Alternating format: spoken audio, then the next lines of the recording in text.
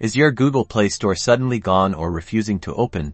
Don't worry, we've got you covered. First things first, let's dive into your phone's main settings. You'll find a gear-shaped icon for this, usually on your home screen or in your app drawer. Once you're in settings, scroll down and look for an option labeled Apps, Applications, or sometimes App Manager. Tap on it to see a list of all the apps installed on your device.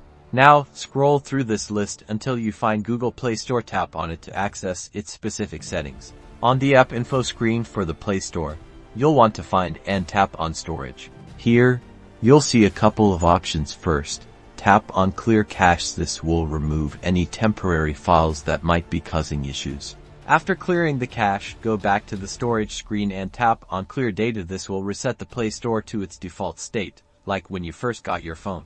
Now, it's a good idea to force stop the app on the same app info screen. You should see a force stop button. Tap this to completely shut down the Play Store process. With the cache cleared, data reset, and the app forced to stop, try opening your Google Play Store again. You might need to sign back into your Google account.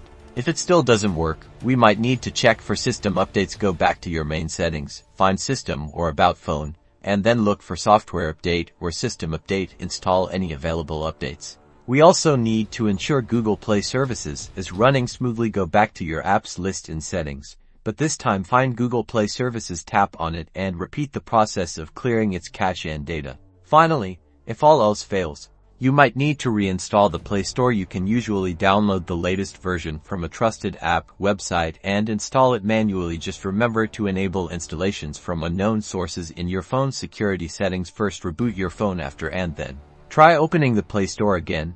These steps should get your app store back in business.